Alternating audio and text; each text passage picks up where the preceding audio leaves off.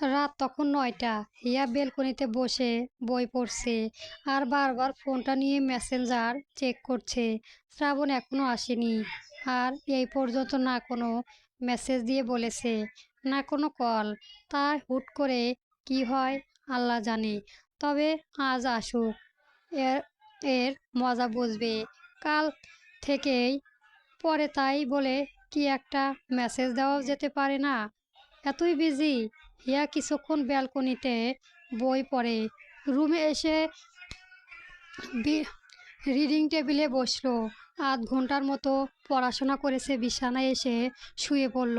রাত 10টা। রাতের খাবারটাও খায়নি হিয়া। এই ভেবে শুয়ে আছে সে যে সকালে শ্রাবণকে দেখেছিল আর দুপুরে একবারও কল দিয়ে খেয়েছে কিনা খোঁজ নিল। তারপর আর কোনো খোঁজই নেই। হিয়া উঠে বিছানা থেকে নামলো। দরজা খুলে চলে গেল কাব্য রুমের দিকে। কাব্য বিছানায় হেডবোর্ডে হেলান দিয়ে বসে ল্যাপটপে কি যেন করছিল। হিয়া দরজার সামনে দাঁড়িয়ে বলল, ভাই আসবো? কাব্য হিয়ার দিকে তাকিয়ে বলল, এসো ভাবি, বলার কি আছে? হিয়া ভেতরে ঢুকে বলল, আপনার ভাইকে একটু কল দিন তো, এখনো বাড়িতে আসেনি। কাব্য ল্যাপটপ কোল থেকে নামিয়ে ফোন নিয়ে শ্রাবণের নাম্বারে কল দিল। রিং হলো কিন্তু ধরল না। আরও 2বার কল দিল, তাও ধরল না। হিয়া বলল, ধরছে না তো? ধরছে না তাই না? হুম, হয়তো কোনো কাজ আছে। তাহলে আর কি, যদি কল ব্যাক করে বলবে তাড়াতাড়ি চলে আসতে। আচ্ছা। হিয়া চলে এলো রুমে। ব্যালকনি খুলে দেখলো ঝিরঝির বৃষ্টিও নেমেছে।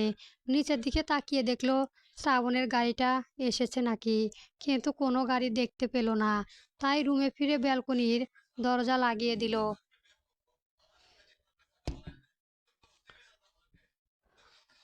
এরপরে এগিয়ে এসে বিছানা শুয়ে পড়ল চাদর মুড়ি দিয়ে। এর একটু পরেই শ্রাবণ বাড়িতে ফিরে এলো। পুরো ড্রয়িং রুম চোখ বুলিয়ে সিঁড়ি বেয়ে উপরে চলে এলো। কাব্য রুমে ঢুকলো। কাব্যর সাথে কথা বলে রিয়াকে কল দিতে বলল। কাব্য রিয়াকে কল দিয়ে ফোনটা শ্রাবণের কাছে দিল। রিয়া বলল, কাব্য ভাই কেমন আছো? আমি কাব্য না, শ্রাবণ বলছি। ও ভাইয়া ভালো আছে? আছো? হুম। শোন, যার জন্য কল দেওয়ার। হ্যাঁ বলো না। কালকে তোর বাবা মাকে নিয়ে আমাদের বাড়িতে আসিস তো? কেন? দরকার। হুম, ঠিক আছে, যাব। শ্রাবণ ফোনটা কাব্যকে দিয়ে বের হলো। নিজের রুমে ঢুকে দেখলো হিয়া শুয়ে আছে। শ্রাবণ সেদিকে তাকিয়ে স্যুটটা খুলে সোফায় রাখলো। পকেট থেকে ওয়ালেট, গাড়ির চাবি, ফোন ড্রেসিং টেবিলে রাখলো।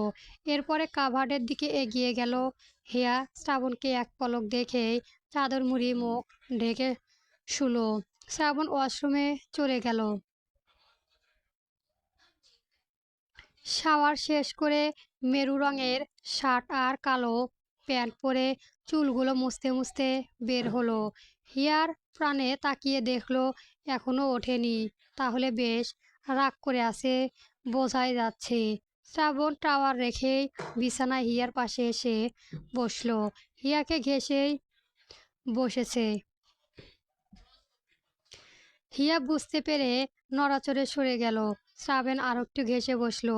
হিয়া যেতে যেই সরতে যাবে ঠিক তখনই শ্রাবণ হিয়ার উপর গা এলিয়ে দিয়ে দিল। হিয়া নড়তেও পারছে না, আবার চাদরও সরাতেও পারছে না। শ্রাবণ মিনিট 5 এভাবেই থাকার পরে হিয়া না পেরে বলেই উঠল, সরুন না, দম বন্ধ লাগছে।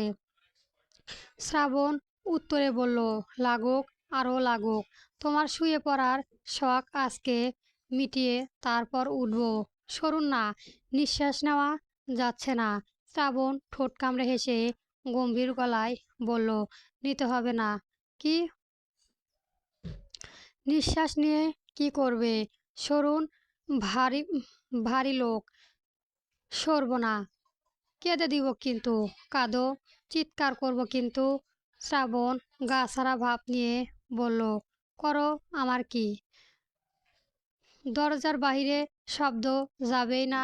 এভাবে যাওয়ার পরে শ্রাবণ উঠে বসলো। হিয়ার চাদর সরিয়ে ধর পরিয়ে উঠে বসলো। এরপরে বড় বড় শ্বাস নিয়ে শ্রাবণের পিঠে কিলঘুষি দিতে শুরু করলো। শ্রাবণ পেছনে ফিরে হিয়ার হাতটা ধরে বিছানায় শুয়ে নিজের উপর উঠে পড়ল। হিয়া তখনও বড় বড় শ্বাস নিচ্ছে। শ্রাবণ এর মধ্যে ঘোর লাগা দৃষ্টি তাকিয়ে ঠোঁটে ঠোঁট মিশিয়ে দিল। হিয়া আরো ঘন ঘন শ্বাস ছাড়াতে শুরু করলো। কিছুক্ষণ পরে শ্রাবণ হিয়ার ঠোঁট ছেড়ে দিয়ে কপালে ঠোঁট রেখে শ্বাস ছাড়লো। আর হিয়া শ্রাবণের বুকে ঠোঁট ছুঁয়ে ঘন ঘন শ্বাস ছাড়ছে। এদিকে কাব্য দরজা লাগিয়ে শুয়ে পড়েছে। ফোনটা স্ক্রল করতে করতে নেহাকে কল দিতে ইচ্ছে করলো। সন্ধ্যার পরে কথা হয়েছে, এখন আবারও কথা বলতে ইচ্ছে করছে। রাতও অনেক, তাই কাব্য মেসেজ দিল, নেহা আসো কি। নেহা রাতের খাবার খাচ্ছিল, সারাদিনে কিচ্ছুটি খায়নি। ভেবেছিল সবাই কাব্যর কথা জানাতে পারলে হয়তো বকবে, কিন্তু কেউ বকেনি, উল্টো ভালোই বলেছে। এই সময় নেহার বাবা যখন জানতে পারলো তার মেয়ে খায়নি, তখন নিজেই খাবার নিয়ে হাজির মেয়ের রুমে। মেয়েকে নিজেই খাইয়ে দিচ্ছেন। নেহা মেসেজে নোটিফিকেশন পেয়েছেন, তবে তার বাবার সামনে ফোনটা আর হাতে নিল না। খাওয়া শেষ, তার বাবা চলে যেতে নেহার ফোনটা হাতে নিল। মেসেজে রিপ্লাই দিল, হ্যাঁ আছি, বলুন কি করছিলেন। খাবার খাচ্ছিলাম। ও, এত রাতে? হুম। আপনি কি করছেন? শুয়ে আছি। ও, শরীর কেমন আছে? ভালো। এরপরে কাব্য কল দিল নেহাকে। খাবার টেবিলে বসলো শ্রাবণ। হিয়া খাবার বেড়ে দিয়ে নিজেও বসে পড়ল। দুজনেই মুখোমুখি বসেছে। হিয়া গুমট বেঁধে খাচ্ছিল, শ্রাবণ কথা বলার বাহানা খুঁজছিল। ওর অর্ধেক জীবন যাবে ওই হিয়ার রাগ ভাঙাতে ভাঙাতেই। না, এভাবে আর হচ্ছে না, এবার কিছু না কিছু বলতেই হবে। কথাটা মনে মনে শ্রাবণ বলল। এরপর হেসে বলল, বলছি বউজান, এভাবে রাগ করে থাকবে? এসো তো, রাগ ভাঙালাম, চুমো দিলাম, ডাকলাম, তাও এমন ফুলে থাকতে হবে? হিয়া মাথা তুলে থমথমে মুখে তাকিয়ে রইল। যতই চায় রাগ করে থাকতে, ততই যেন রাগ চলে যায়। শ্রাবণ তখনও হেসে বলল, কথা বলো, হাসো। হিয়া মাথা হালকা নাড়িয়ে বলল, পারবো না, খেতে দিন। শ্রাবণ মুহূর্তে কি যেন ভেবে ফট করে উঠে দাঁড়িয়ে বলল, খাবো না, চলে গেলাম, থাকো তোমার রাগ নিয়ে। হিয়া খাবার ছেড়ে উঠে দাঁড়িয়ে শ্রাবণের কাছে এসে বাম হাত দিয়ে শ্রাবণকে বসিয়ে হেসে বলল, আরে একটু হাসিনি বলে চলে যাবেন? বসুন, হাসবো, কথা বলবো। শ্রাবণ মনে বলে বলল, তোমার মতো মানুষকে কিভাবে ভালো করতে হয় তা আমার জানা আছে। হিয়া বিড়বিড় করে বকতে বকতে নিজের জায়গায় এসে বলল, থেকে থেকে শ্রাবণের দিকে তাকাচ্ছে, আবার হাসছে, নহলে আবার উঠে চলে যাবে। শুধু খাওয়াটা হোক। রুমে গিয়েই আবার মর্জি ধরবে। শ্রাবণ খাবার খেয়ে উঠে দাঁড়িয়ে হিয়াকে বলল, বউজান, যদি ভেবে থাকো আবার মর্জি ধরবে, তাহলে সত্যি সত্যি নাজেহাল অবস্থা করে ছাড়বো। চুপচাপ খেয়ে উপরে আসবে, আমার যেন আর নিচে আসতে না হয়। হিয়া হাসার চেষ্টা করে আবার বলল, ঠিক ঠিক আছে, আপনি যান, আসছি। কতক্ষণ লাগবে? 15 মিনিট। ঠিক আছে, জাস্ট 15 মিনিট। হুম। হিয়া রুমে এসে দেখলো শ্রাবণ লাইট নিভিয়ে শুয়ে পড়েছে, সাথে ফোন স্ক্রল করছে।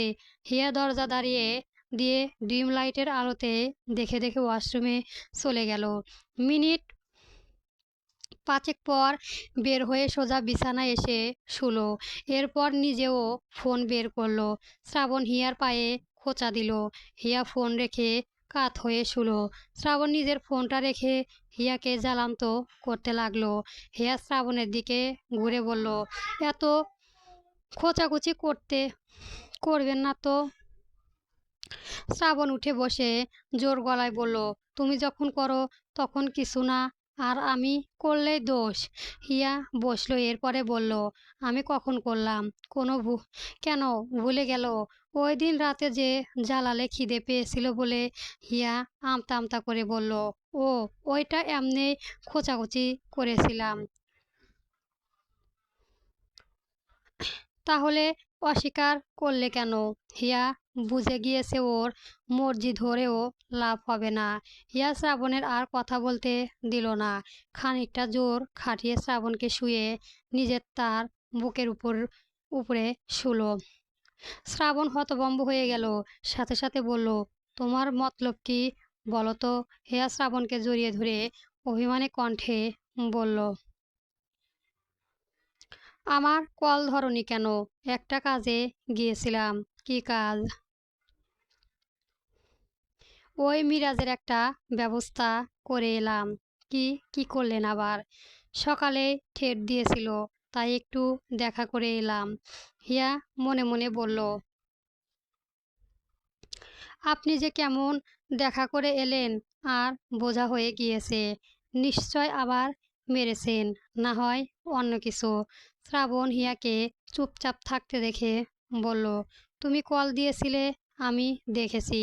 এরপর ফোনটা গাড়িতে রেখে চলে গিয়েছিলাম। ও। শ্রাবণ মুখে এক ঝিলিক হাসি ফুটিয়ে বলল, কালকে অফিসে যাব না, তোমাকে নিয়ে ঘুরতে যাব। মিথ্যে বলছেন? ও, সত্যি। অফিস কি হবে? কালকে অত কাজ নেই, তাই যাব না। হিয়া মাথা তুলে বলল, সত্যি?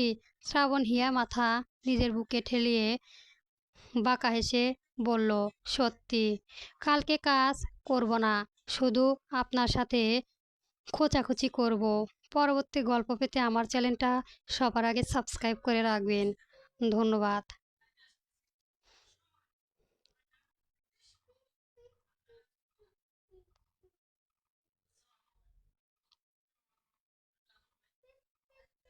গল্প মন দেওয়া না, চলবে।